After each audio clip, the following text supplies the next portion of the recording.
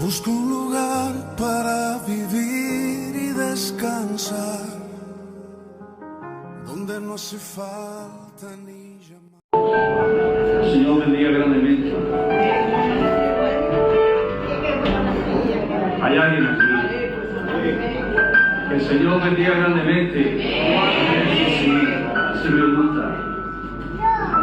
¿Cuántos han venido a darlo todo? ¿Y por qué han venido a darlo todo? Porque Dios se lo merece. ¿Y por qué lo dio todo por nosotros? Y saben que lo que nos pide, que lo amemos con todo nuestro corazón, con toda nuestra alma, con todo nuestro ser y con toda nuestra fuerza. Y eso es lo que vamos a hacer esta tarde. Eso es lo que vamos a hacer esta tarde. Eso, así me gusta. A mí me gusta estar con la gente que ama a Dios y gente que son hermanos míos, comprados por la sangre de Jesús. Y para eso hemos venido a este lugar, para darle la gloria y la honra a aquel que está sentado en el trono. El salmista dice: venid y aclamemos alegremente a Jehová, cantemos con júbilo a la roca de nuestra salvación. ¿Quién es nuestra roca? ¿Quién es nuestra roca? Eso. Que se entere la gente que está ahí en el Facebook, en las redes sociales, que aquí hay gente, que no estoy yo solo, aparte de los músicos que tengo abiertos. Lleguemos ante su presencia con alabanza, aclamémosles con cánticos, porque Jehová es Dios grande y Rey grande sobre todos los dioses, porque en su mano están las profundidades de la tierra y las alturas de los montes son suyas. Suyo también el mar, pues él lo hizo, y sus manos formaron la tierra seca. Ahora dice: venid, adoremos y postrémonos, arrodillémonos delante de Jehová nuestro Hacedor, porque Él es nuestro Dios, y nosotros el pueblo de su prado y oveja de su mano. Padre, te damos gracias, Señor, y venimos delante de tu presencia a darte la gloria y a darte la honra. Y todos aquellos que ponerse de pie, por favor, pónganse de pie. Vamos a darle la alabanza al Rey de Reyes y Señor de Señores.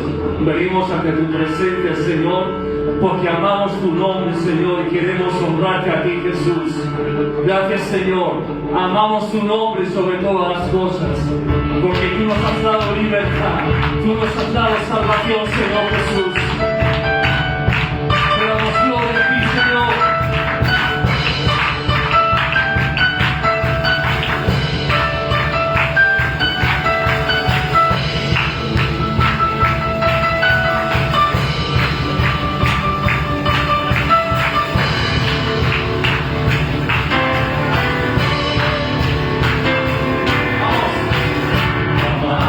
Todo de ti, cielo y tierra.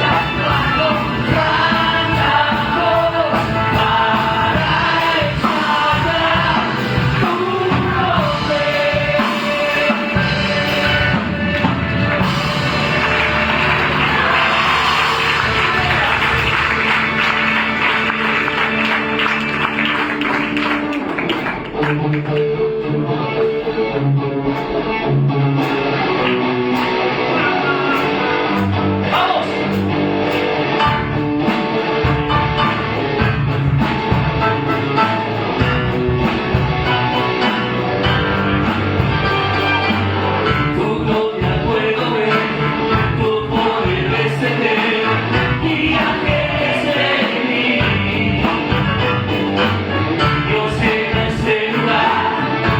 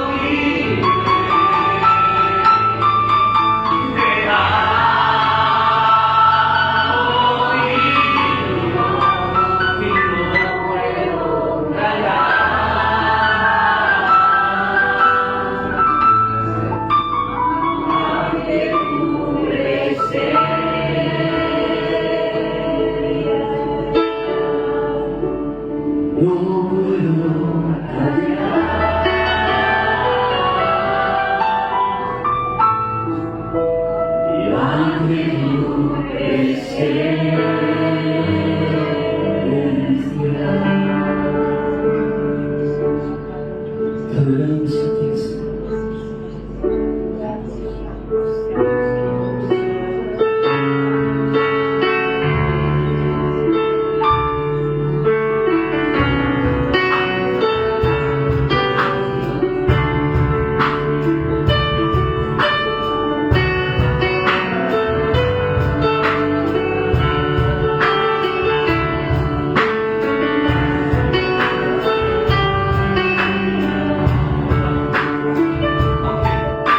Y aunque pase el tiempo, sé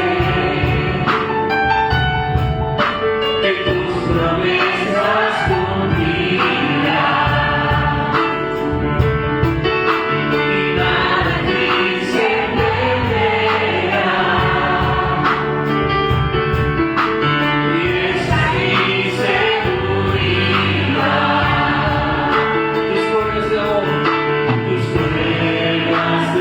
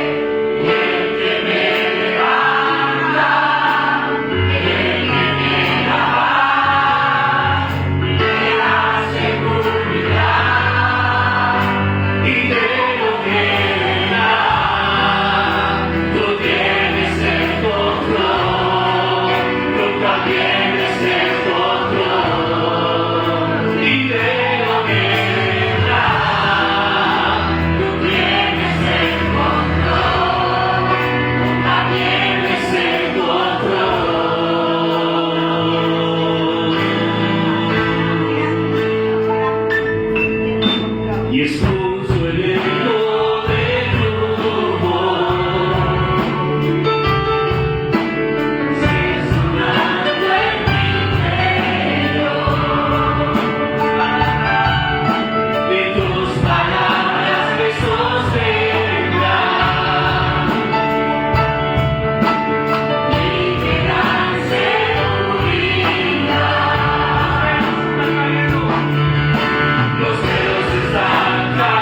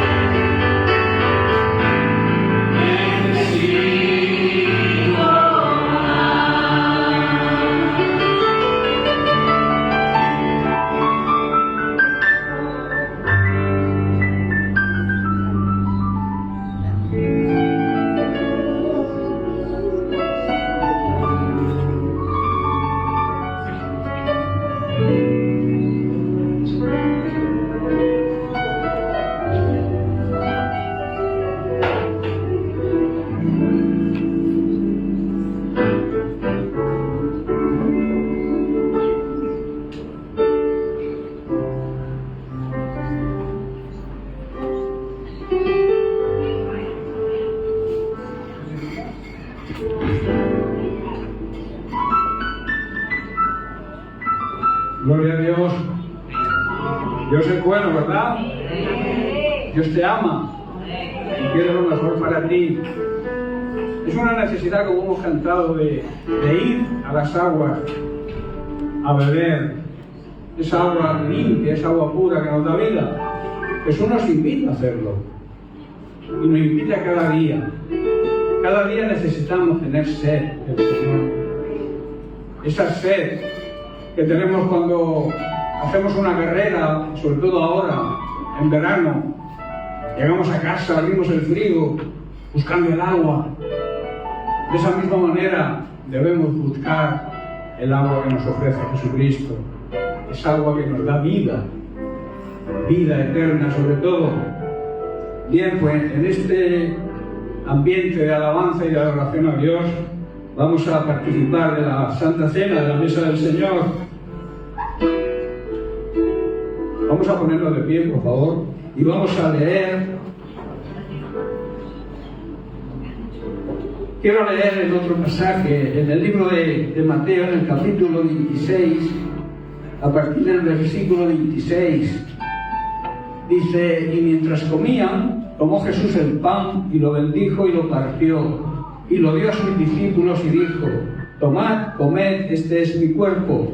Y tomando la copa y habiendo dado gracias, les dio diciendo: bebed todos de ella, porque esto es mi sangre del nuevo pacto, que por muchos es derramada para remisión de pecados. Y os digo que desde ahora no beberé más de este fruto de la vid, hasta aquel día en que lo beba de nuevo con vosotros en el reino de mi Padre. Y luego leemos en la primera carta a los Corintios, en el capítulo 11, Pablo, en el verso 28 dice: por tanto, pruébese cada uno a sí mismo, y coma así del pan y beba de la copa, porque el que come y bebe indignamente, o sea, sin merecer, sin discernir lo que significa el cuerpo de Cristo, que es su iglesia, juicio come y bebe para sí. Por lo cual dice: hay muchos enfermos y muchos debilitados entre vosotros, y muchos están dormidos, duermen. La peor noche es la noche espiritual, cuando estamos dormidos espiritualmente. Necesitamos avivarnos, necesitamos que la luz de la palabra de Dios nos toque, para que podamos ser dignos de ser participantes de estos símbolos, de lo que representa todo lo que vamos a hacer en esta tarde, que es recordar lo que Jesucristo hizo por nosotros un día hace más de 2000 años. Entregó su vida, dio hasta la última gota de su sangre por nosotros, para cargar con nuestros pecados. Nosotros estábamos muertos, no podíamos hacer nada, y Jesús tuvo que morir para darnos vida. Y eso es lo que vamos a recordar en esta tarde. Y por eso, de la misma manera que Jesús dio gracias, voy a pedir a Ismael que por favor dé gracias por el pan y por la copa. Os damos gracias, Padre Santo, por el sacrificio tan grande que hiciste por nosotros, Señor. Gracias por morir esa cruz para salvarnos, Señor, para sanarnos, para libertarnos, Señor. Gracias, Padre Santo, por poder recordar, Señor, ese sacrificio. Darte las gracias y adorarte cada día, Señor. Bendice todos, Señor, todos este pan y esta copa, Señor, que vamos a tomar en recuerdo de ese sacrificio, Señor. Y ayúdanos, Señor, a mantenernos siempre recordando, Señor, esa gran salvación que no merecemos ninguno, Señor, por tu gracia, Señor. Gracias, Señor, por Jesús. Amén. Bien, por todos aquellos que se sientan dignos, que estén en paz con los hermanos, estén en paz con Dios, os podéis acercar a la mesa del Señor.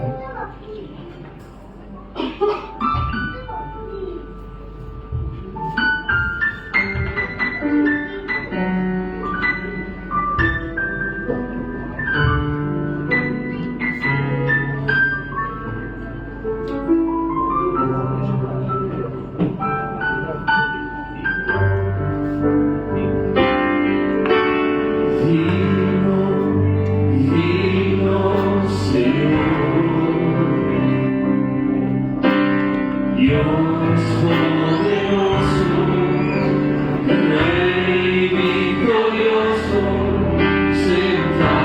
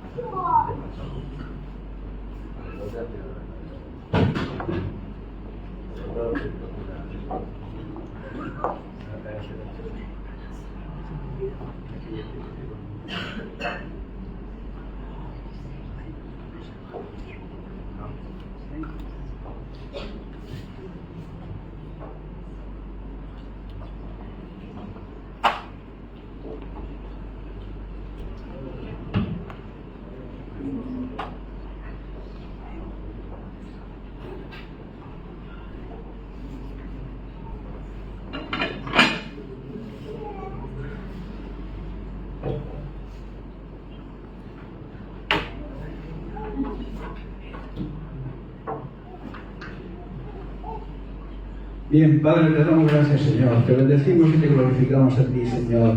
Damos las gracias, Señor, porque hemos podido participar de este pan y de esta copa. Sabiendo lo que significa ese sacrificio que hiciste por nosotros en la cruz. Te damos las gracias, Señor, por este día. Ahora, Señor, bendice.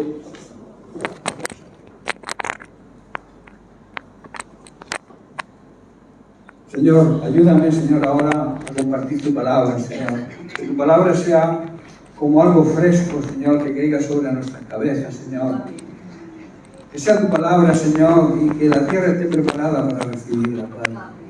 Queremos orar por eso, Señor, para que tú me utilices, seas tú quien hables a través de mi boca, Padre. Quiero darte las gracias, Señor, por ese amor y esa misericordia que tú demuestras cada día en nuestras vidas, Padre. Queremos honrarte, bendecirte y glorificarte a ti. En el nombre de Cristo Jesús. Amén.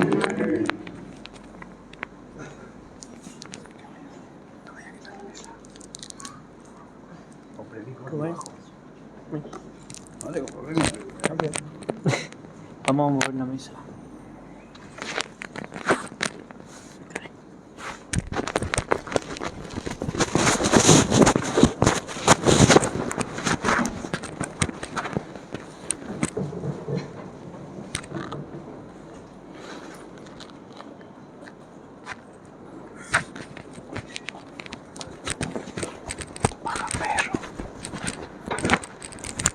Bájamelo a tierra.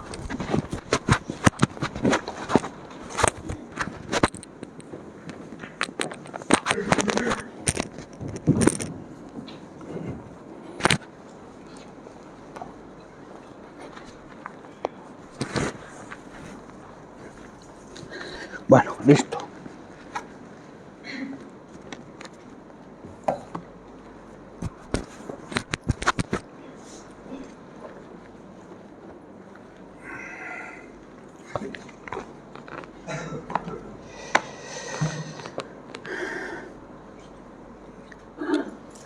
Bien, pues vamos a escuchar la palabra de Dios. El mensaje que Dios me ha dado que comparta con vosotros hoy es un mensaje de alerta, es un mensaje de tener cuidado con la vida que llevamos, porque nuestra vida debe agradar a Dios. Y Dios se agrada cuando andamos en obediencia a Él, cuando andamos en obediencia a su palabra. No hay otra forma de agradar a Dios que obedeciéndole. Cuando cantamos Te quiero adorar, la adoración empieza con la obediencia. Nadie puede adorar a Dios si no anda en obediencia. Es imposible. Son cosas que no casan. La obediencia y la adoración siempre van unidas. El tema lo he titulado Los conflictos. Los conflictos que lamentablemente hablas con pastores de otras congregaciones y el otro día hablando con uno me comentaba, dice, hace años cuando yo empecé en el ministerio parecía la cosa más fácil, ahora está cada vez más complicada, más conflictos, más problemas entre los hermanos, peleas, riñas, disputas, ¿qué es lo que significa conflicto? Combates, contiendas. Esto hace que la iglesia no avance, hermanos. Esto hace que andemos en guerras fratricidas entre nosotros, que es una de las estrategias del enemigo para el estancamiento de la iglesia. La iglesia, cuando anda en disputas internas, en guerras fratricidas, es imposible que avance. Y lamentablemente es una señal también de los últimos tiempos, La Biblia enseña que habrá falsos ministros, falsos profetas, pero también habrá falsos hermanos. Hermanos que se sientan a tu lado, que te dicen hermanico, pero si pueden te sacan la hiel. No me refiero aquí a esta congregación, yo sé que aquí no pasa eso. Pero es una realidad. El tema de los conflictos, Pablo ya tenía conflictos él mismo. Una de sus preocupaciones más grandes era los conflictos de su propia casa, de sus propios hermanos. Y ya lo decía él, me duele. Pero siguen estando, y cada vez que se acerca más la venida de Jesucristo, se ve más apatía, más ganas de pelea, como yo suelo decir, conflictos, personas conflictivas, personas que no aceptan la disciplina, personas que no obedecen, personas que van por libre. Y eso hay muchos en las iglesias hoy en día. Como yo le decía a este pastor amigo, digo, hace años, yo recuerdo, cuando yo me convertí, los primeros años, que era una maravilla, la delicia que nos daba estar juntos los hermanos, en armonía unos con otros. Había una excursión a donde fuera y estábamos ahí los primeros vivíamos en el primer amor, pero lamentablemente ese primer amor se ha ido enfriando. Y no solamente eso, sino que estamos creando problemas y estamos impidiendo que la Iglesia avance. No sé si me estoy haciendo entender, si me estoy entendiendo, pero hay necesidad de autoanalizarse, de ver la vida que llevamos, de ver si somos personas conflictivas o somos personas de paz, si somos soberbios, si somos egocéntricos, si somos egoístas. El Señor no dijo, aprended de mí que soy soberbio y egoísta, ¿verdad? Jesús dijo, aprended de mí que soy humilde y tierno de verdad.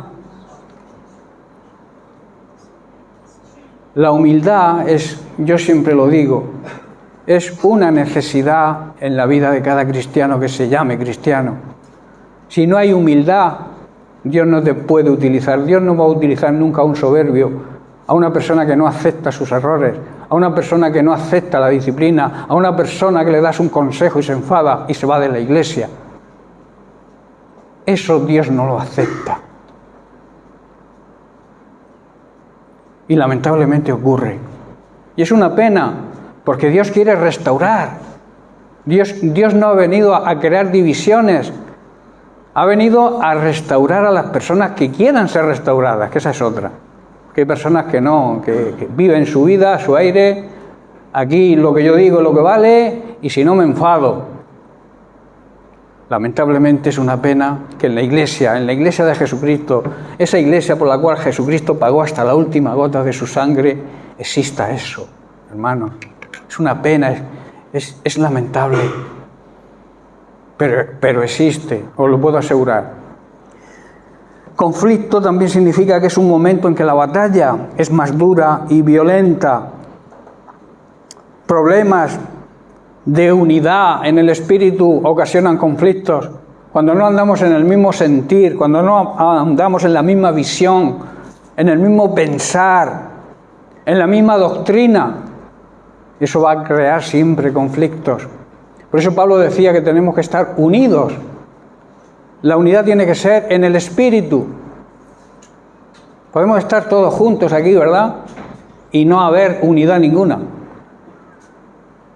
Y podemos ser 4 y estar unidos. No sé si entendéis, la unidad verdadera es pensar de la misma manera, sentir lo mismo que siente el Padre, el Hijo y el Espíritu Santo, sentir los mismos sentimientos que siente Dios, el deseo de que las almas se conviertan, que esa es nuestra verdadera misión, no querer figurar, no el pampaneo.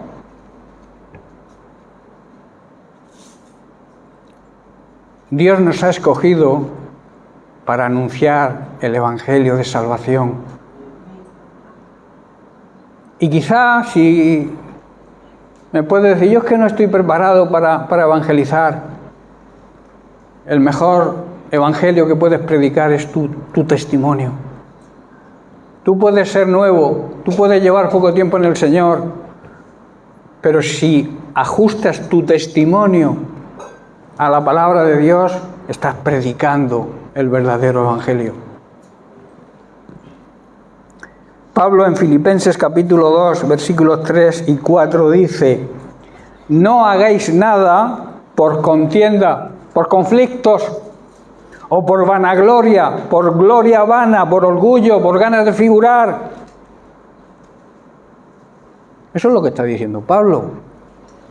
Antes bien, con humildad, estimando cada uno a los demás como superiores a él mismo, no mirando cada uno lo suyo propio, que a veces miramos nuestro propio interés por encima incluso del interés de Dios.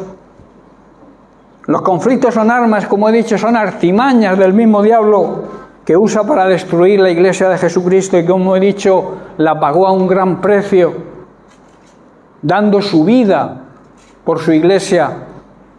Por eso cuando tú menosprecias a la iglesia, cuando tú criticas a la iglesia, cuando tú criticas a los siervos de Dios, estás creándote un gran problema con el Señor. Dios no está de acuerdo con eso. Y Dios, en la figura de Jesucristo, pagó un gran precio, como he dicho. En Juan capítulo 10, versículo 10, en la primera parte, palabras del propio Jesús, dice: el propósito del ladrón es robar, matar y destruir. La meta, está diciendo, de nuestro enemigo, con sus estrategias, sus engaños, es robarnos las bendiciones que Dios tiene para nosotros. También es matar y arruinar nuestra vida cristiana. Y por último, destruir nuestro hogar, nuestra familia, nuestros hijos. ¿Cuántas familias hay con los hijos perdidos en el mundo? ¿Cuántas familias, cuántos hijos de creyentes están perdidos en el mundo? Y quizá los padres no se den cuenta, pero la mayor culpa la tienen ellos. Porque el primer ministerio de un padre y de una madre es interceder por sus hijos, velar por sus hijos, orar día y noche por sus hijos. Esa es la realidad del ministerio de los padres. Todos tenemos el ministerio de evangelizar, claro que sí. La iglesia es llamada a evangelizar, a predicar el evangelio, pero nuestra familia está ahí y tenemos que cuidar y velar por ella. Si no, se nos perderán todos los hijos.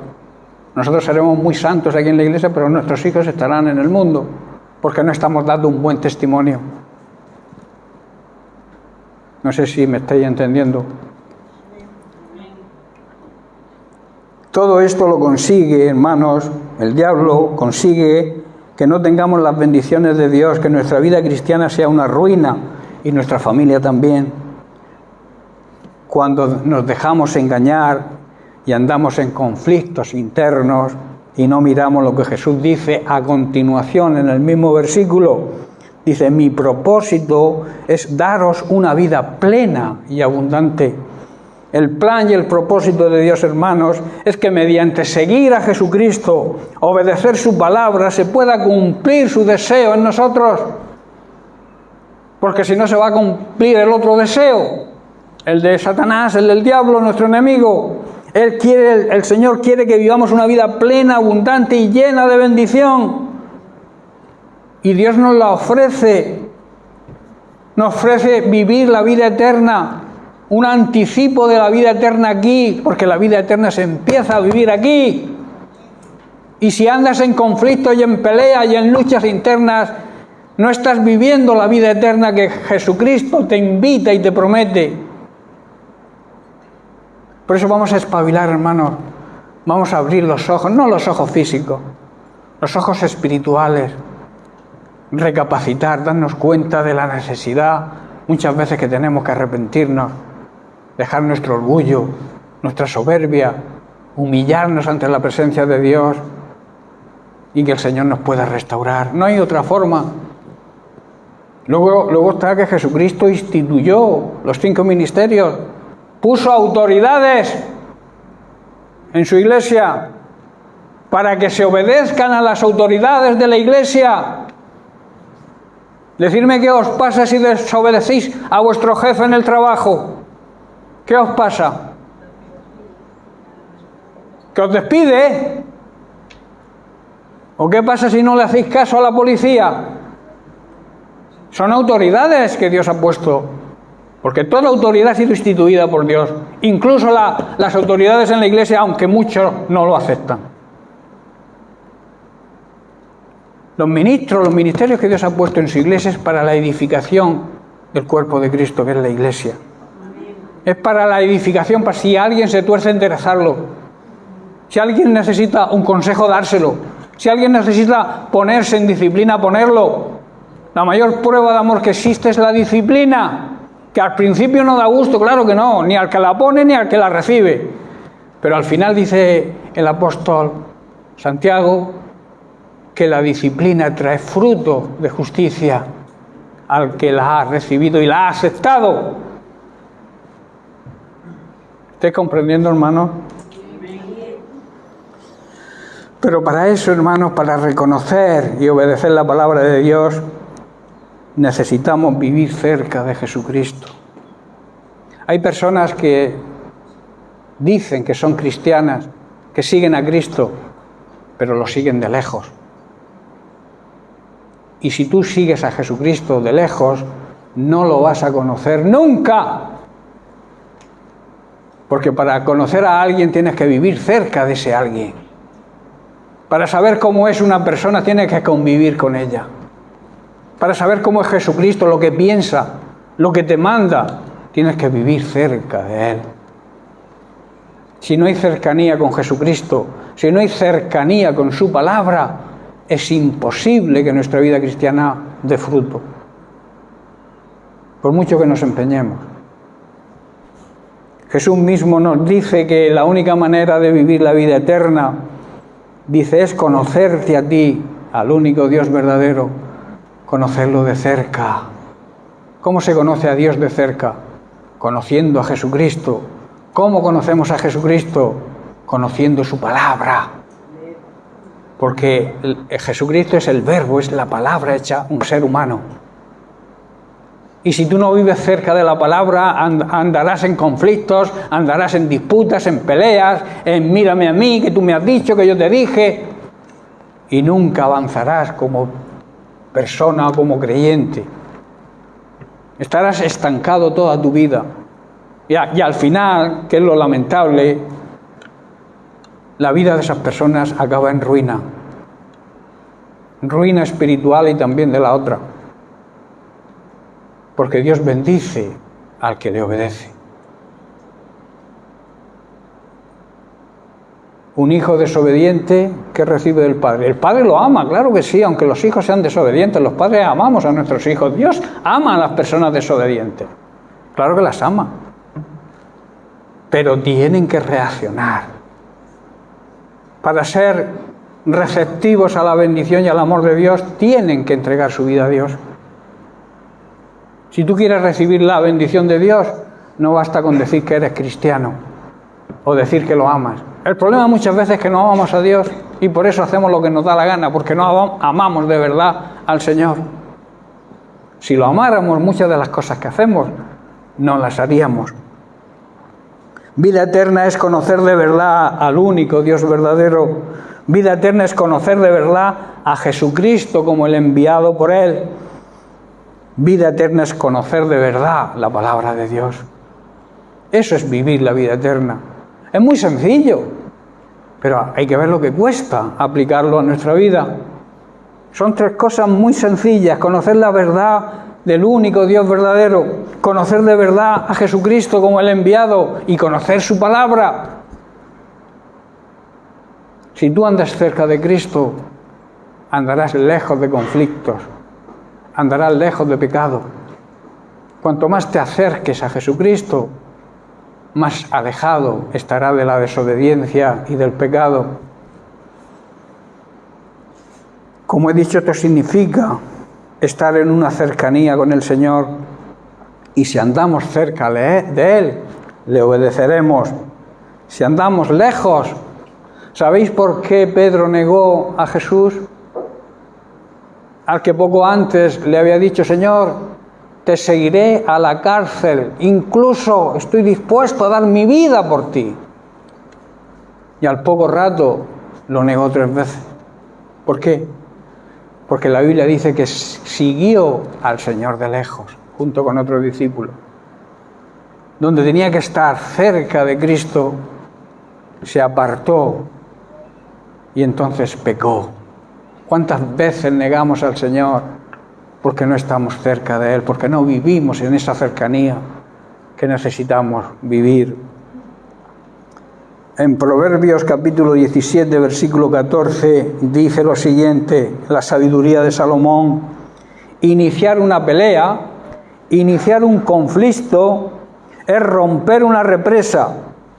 Vale más retirarse que comenzarla. Sabio consejo, ¿verdad? Dicho de otra forma, antes de iniciar un conflicto, se deben analizar las consecuencias. Y el retirarse a tiempo puede ser una victoria. Eso es lo que está diciendo ahí Salomón. Si comienzas una pelea, un conflicto, lo más seguro es que no puedas controlarlo. Pues piénsatelo antes de empezarlo. Porque llega que ya se pierde el control. La ira, el furor entra en nuestro corazón y es muy difícil. Es como una represa que rompemos. Y a ver quién para cuando tú rompes el muro de una represa en un pantano. ¿Qué ocurre? Porque se inunda todo, no lo puedes parar. Por eso analiza primero, antes de comenzar un conflicto, antes de comenzar una pelea, analiza las consecuencias. Porque quizá el más, digamos, agraviado seas tú mismo.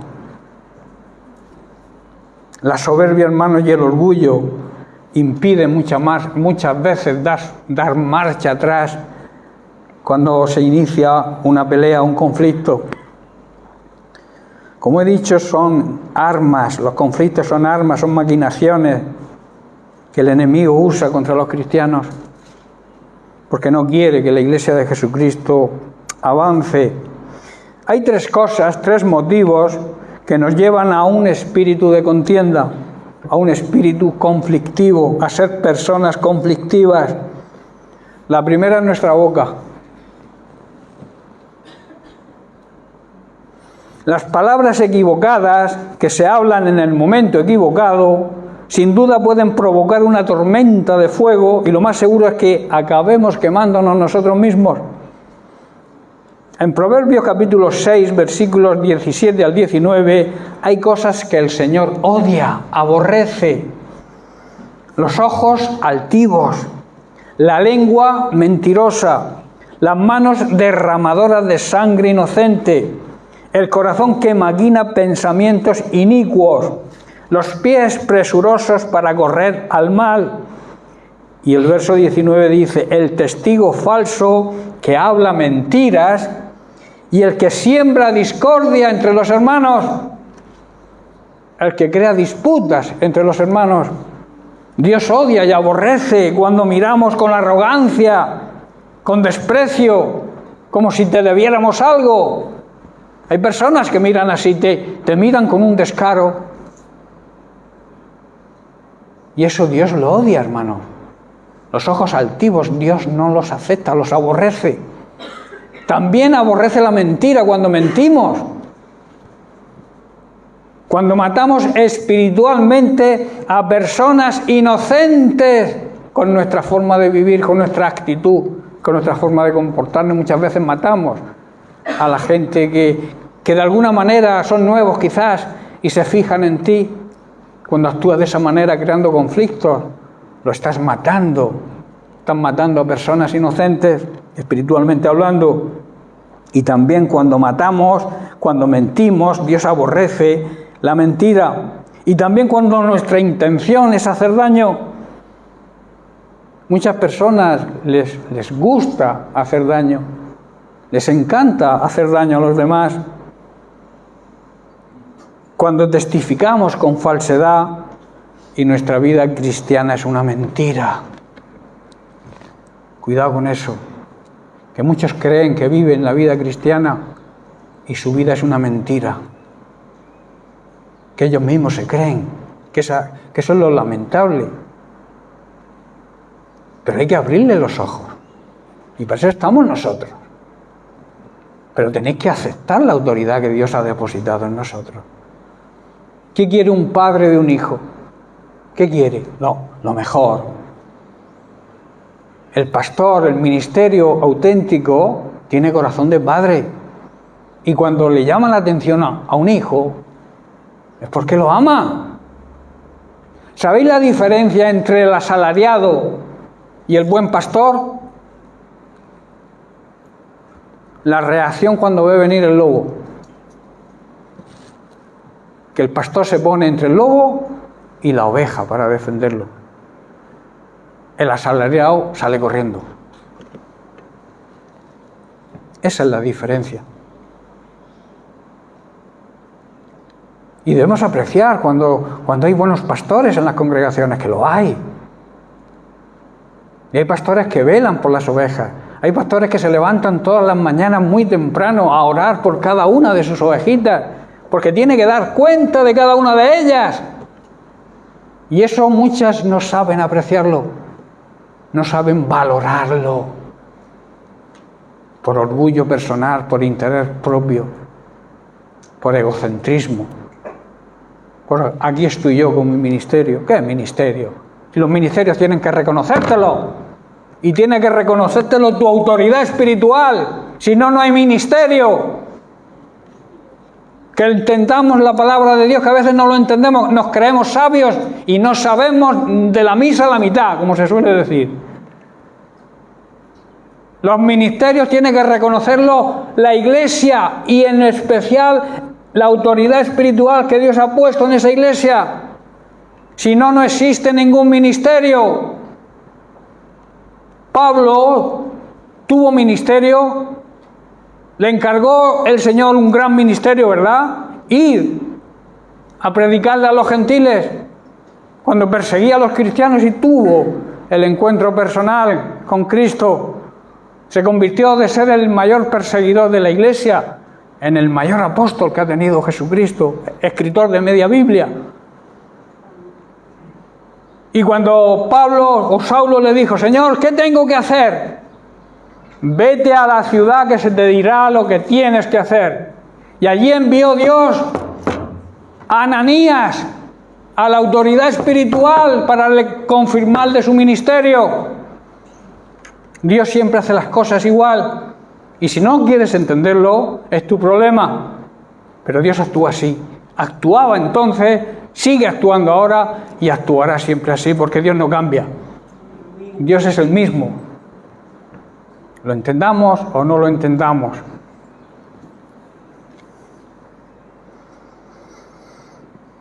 Dios odia, hermanos, a aquel que siembra discordias en la Iglesia, porque la Iglesia es el tesoro más grande que tiene Dios, es su Iglesia. Y el que siembra discordias dentro de la Iglesia es aborrecido por Dios. Proverbios 15, versículos 1 y 2, dice: la blanda respuesta aplaca, quita la ira, mas la palabra áspera, desagradable, hace subir el furor, la agresividad, la furia, la ira. La lengua de los sabios adornará la sabiduría, mas la boca de los necios hablará sandeces. Los faltos de sabiduría solo dicen tonterías. Cuando nuestra respuesta, hermanos, es apacible, está llena de paz, esto desvía el enojo. Pero las palabras ásperas, las palabras ofensivas, las palabras con doble sentido que a veces usamos, encienden los ánimos, hermanos. La lengua de los sabios, de las personas inteligentes, hace que el conocimiento sea atractivo. Si tú eres una persona sabia, cuando expliques el Evangelio lo harás de una forma atractiva. Lo harás con gracia. Esa gracia que significa ese don que tienen las personas de caer bien cuando explican algo. Hay otras que mejor que no te lo expliquen, porque tela marinera, te condenas, te vas al infierno. Si no vas a la iglesia, al infierno que te vas. Así actúa mucho. Eso es necedad, eso es decir tonterías. La lengua del sabio adorna la explicación que demos. Santiago capítulo 1, versículos 5 al 7. Si alguno de vosotros, hermanos, iglesia, tiene falta de sabiduría, pídala a Dios, el cual da a todos abundantemente y sin reproche, y le será dada. Son promesas, ¿no? Pero ¿qué clase de sabiduría le pedimos a Dios? ¿La que está de acuerdo a su voluntad o la que yo deseo? Versículo 6, pero pida con fe, no dudando nada, porque el que duda es semejante a la onda del mar, que es arrastrada por el viento y echada de una parte a otra. No piense, pues, quien tal haga, o sea, pedir sin fe, que recibirá cosa alguna del Señor. Y luego en el capítulo 3, versículo 15, habla Santiago de la diferencia entre la sabiduría humana y la sabiduría que viene de lo alto del cielo. Dice el versículo 15, porque esta sabiduría, o sea, la mundana, no es la que desciende de lo alto, sino es terrenal, animal y diabólica. Madre mía, qué tres definiciones de la sabiduría mundana. Y el verso 17 dice, pero la sabiduría que es de lo alto, que viene del cielo, es primeramente pura, sin mezclas, sin falsas doctrinas, sin levadura. Después pacífica, llena de paz, no busca conflictos. Amable, benigna, llena de misericordia y de buenos frutos, sin incertidumbre y sin hipocresía. Las personas hipócritas no son sabios. Quizás sean sabios en la sabiduría mundana, pero en la sabiduría divina son necios. Pregunto entonces, yo hago la siguiente pregunta. Aquellos que promueven conflictos, los que les gusta la pelea, aquellos que les gustan los enfrentamientos y no retroceden, ¿actúan con la sabiduría divina? Alguien que me responda. Aquellos que les gusta el lío, la pelea, la riña, ¿están actuando con sabiduría divina? ¿O con sabiduría animal, terrenal y diabólica? Efesios 4:29, Pablo nos exhorta. Ninguna palabra corrompida. Aquello que está corrompido es que echa peste, huele mal, salga de vuestra boca, sino la que sea buena para la necesaria edificación. Hermanos, que todo lo que digamos sea para edificación, no para destruir, a fin, con el propósito de dar gracia, lo que he comentado antes, a los oyentes. Gracia es la cualidad o conjunto de cualidades que hacen agradable a la persona que los tiene. Hay personas que da gusto hablar con ellas, porque tienen esa gracia, tienen ese don. En cambio hay otras que estás deseando de terminar la conversación, ¿verdad? Porque su lenguaje huele mal. Y aquellos que andamos de acuerdo a la palabra de Dios, olemos.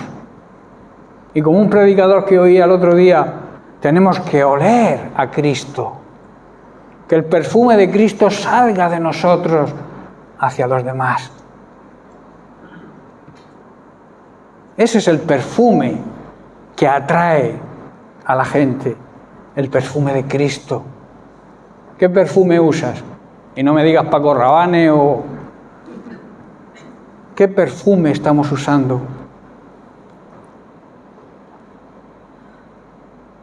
Hermanos, cuanto más palabras equivocadas vertemos en el fuego, más grande se vuelve. ¿Sabéis una de las condiciones para parar un fuego? Eliminar el combustible. Si no hay combustible, no hay fuego, ¿verdad? Nosotros somos bomberos, o deberíamos ser bomberos, apagafuegos, pero con agua, con la palabra de Dios, no con gasolina.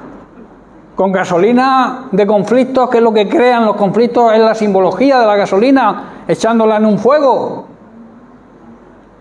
Se hace más grande. Pero si echas agua, que en la Biblia el agua representa la palabra de Dios, ese fuego se apaga y para la contienda y los conflictos. Mirad lo que dice Santiago sobre la sin hueso.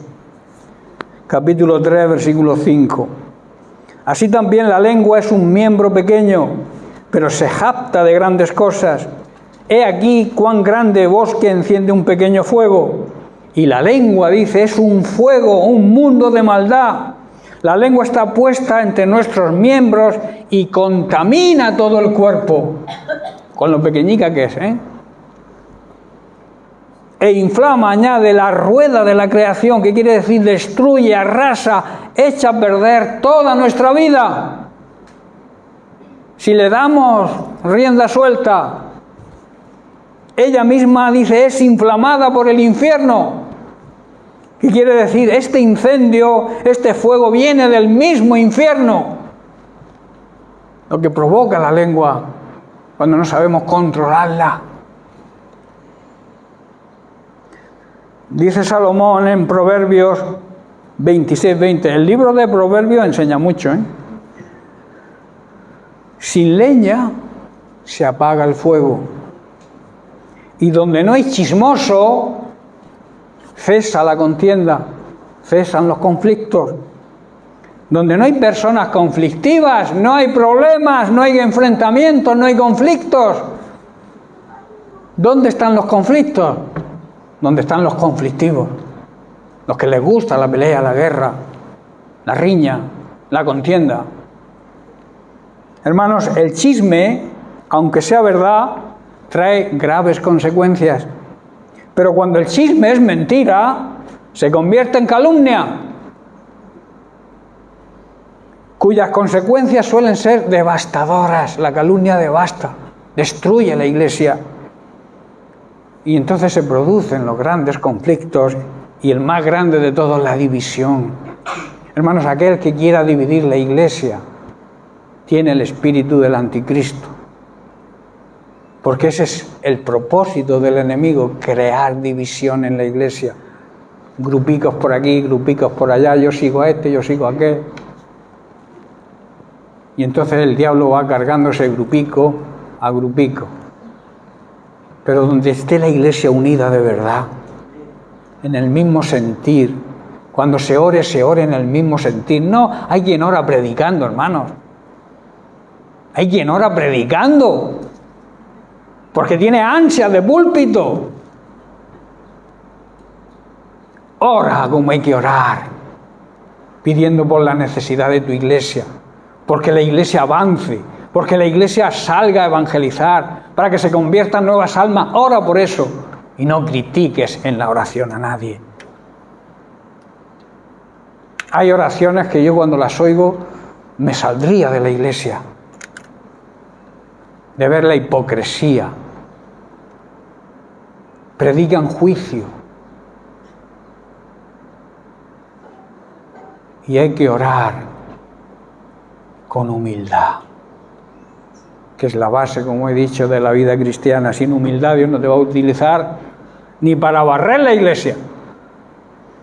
La segunda cosa, hoy me vais a permitir que termine. En segundo lugar, nuestro orgullo y nuestra soberbia es la segunda causa que motiva, que crea los conflictos. Aunque las palabras equivocadas pueden llevarnos a una contienda, un corazón orgulloso que se niega a estar callado, que se niega a tener paz o se niega a reconocer sus propios errores, lleva también a contiendas y conflictos. ¿Qué es orgullo? Orgullo es arrogancia, es vanidad, algo sin fundamento, algo sin esencia, exceso de estimación propia, que suele conllevar a sentimiento de superioridad. Aquí estoy yo, el ministro, la ministra, mi ministerio está por encima. Tú podrás tener el ministerio que quieras, pero tú estás a ras con todos, porque todos tenemos el mismo valor para el Señor. Y cuando tú miras a alguien por encima del hombro, estás usando el orgullo. Y el orgullo Dios lo detesta. Por eso dice que también a veces decimos, a veces nos ciega el orgullo. ¿Quién no ha oído esa frase? A veces nos ciega el orgullo. ¿Por qué no te ciegue el orgullo si eres un verdadero cristiano? Soberbia, ¿qué es soberbia? Altivez, apetito desordenado de ser preferido y también figurar por encima de los demás. Satisfacción y envanecimiento propio con menosprecio de las demás personas. Cólera e ira expresados en acciones descompuestas, palabras altivas, injuriosas y a veces ofensivas. Eso es lo que hace un soberbio.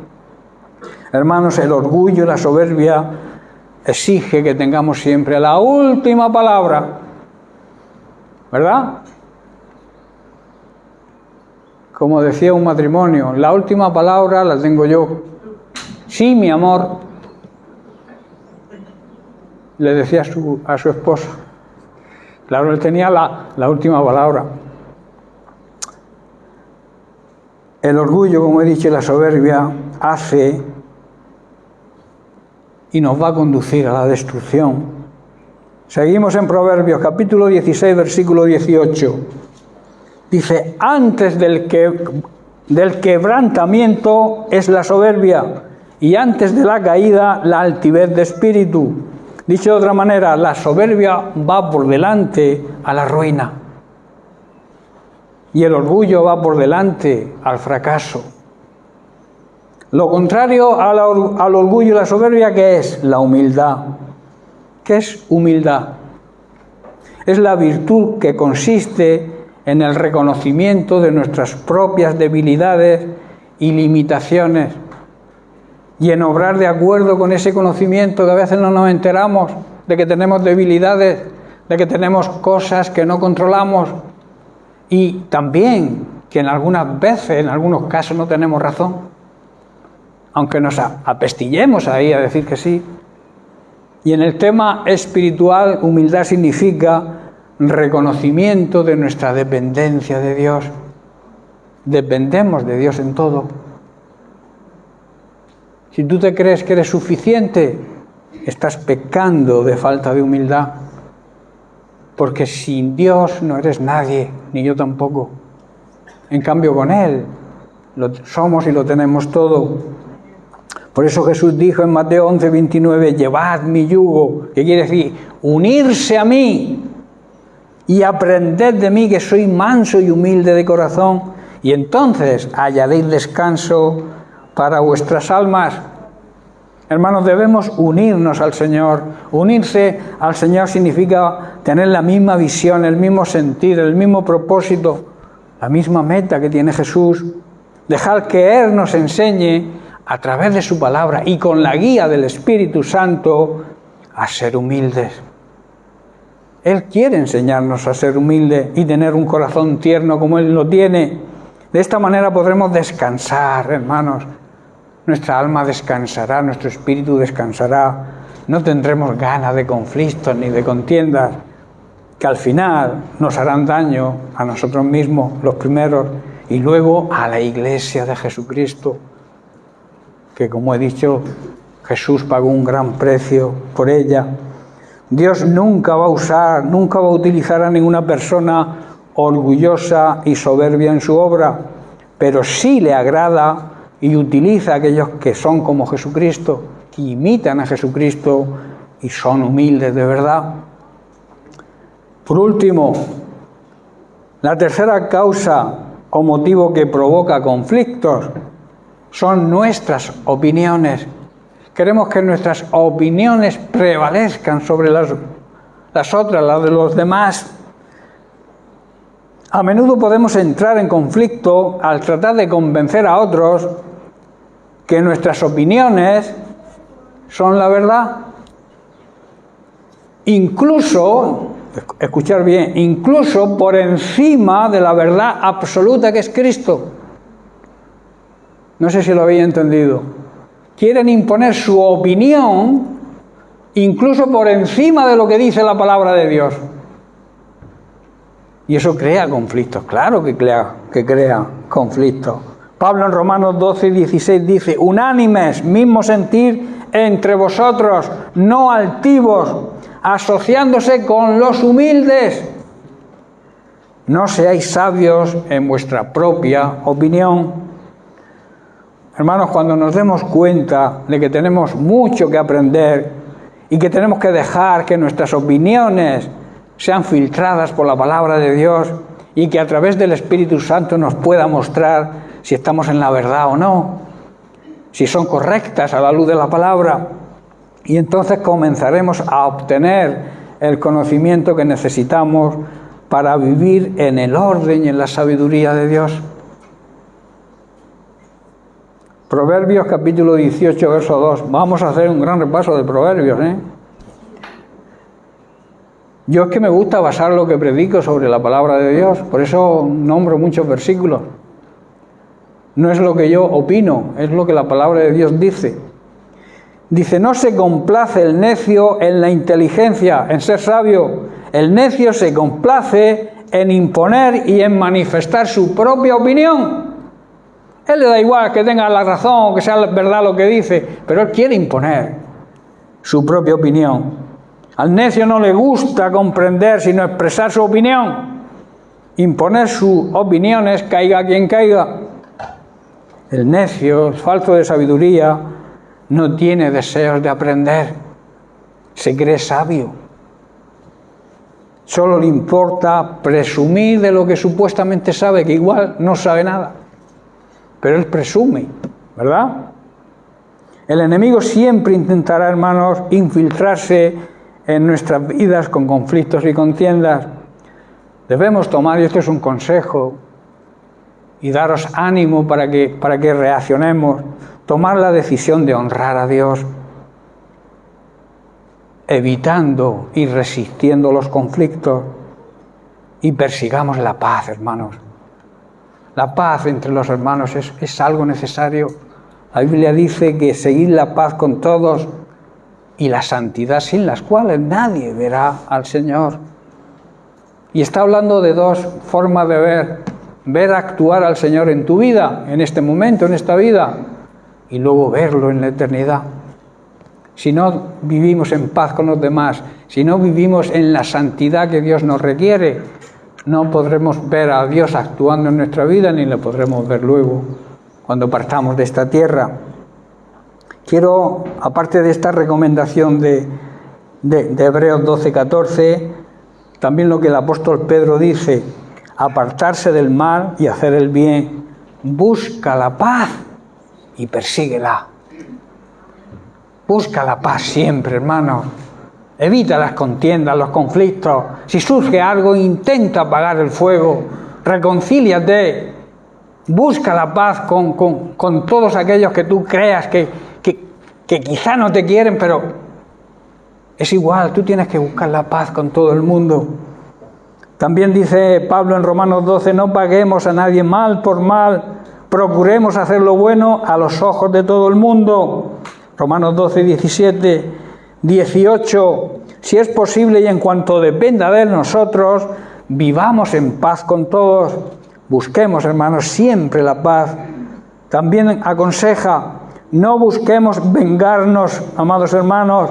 Mejor dejemos que actúe la ira de Dios, porque escrito está: mía es la venganza, yo pagaré, dice el Señor. ¿Qué quiere decir?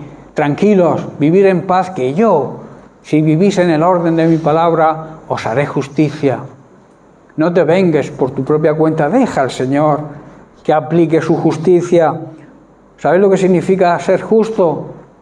¿Sabes lo que significa justicia? dar a cada uno lo que se merece. Premio si se merece premio, pero castigo si se merece castigo. Eso es la justicia.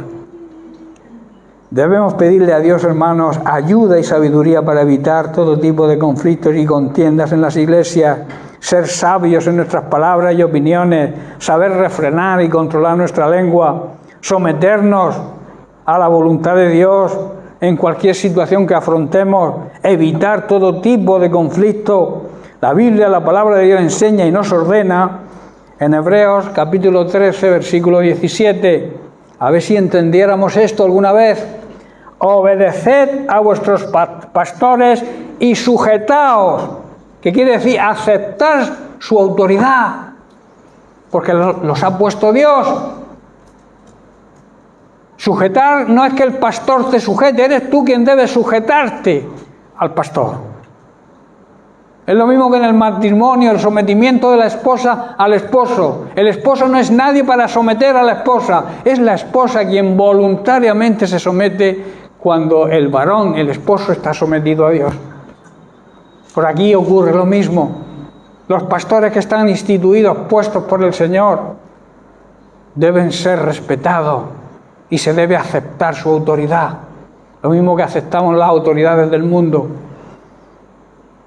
Porque no hay autoridad sino de parte de Dios, y las que hay por Dios han sido establecidas.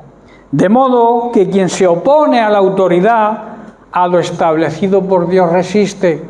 O sea, el que se opone a las autoridades que Dios ha puesto, se está oponiendo al mismo Dios. Hay quien dice, yo no me someto ni al pastor ni a ningún hombre, yo me someto solamente a Dios. Te estás engañando. Estás desobedeciendo la palabra de Dios que dice que debes someterte y obedecer a tus pastores. No sé si estoy entendiendo o es algo que me estoy yo inventando, pero es Pablo quien lo dice. De modo que dice que quien se opone a la autoridad, a lo establecido por Dios, resiste. Cualquiera que se rebele contra la autoridad establecida, se rebela contra el propio Dios. Y la Biblia dice que acarreará condenación para sí mismo. No lo estoy diciendo yo, ¿eh? Aquel que se opone a las autoridades que Dios ha puesto en su iglesia, acarrea condenación. En otras palabras, será castigado. Recibirá un justo castigo. En Juan 14:15 el propio Jesús nos dice, si me amáis, guardad, obedecer mis mandamientos.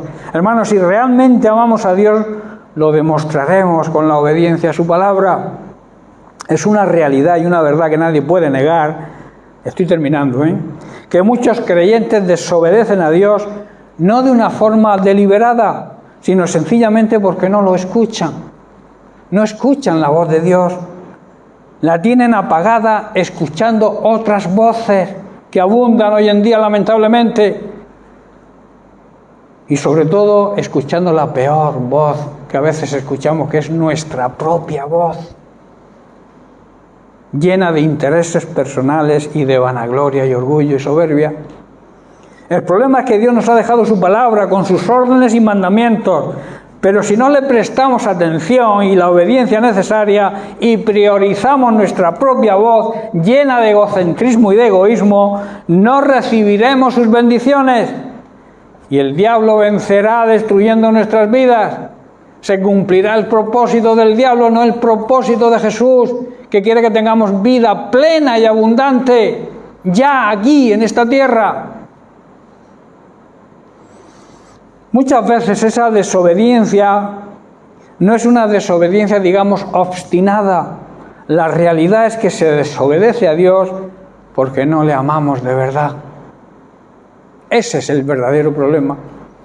Cuando empecemos a escuchar a Dios, el resultado es que empezaremos a amar a Dios y a obedecerle como se merece, y lo haremos con gran gozo, dejando a un lado nuestro orgullo y nuestra soberbia.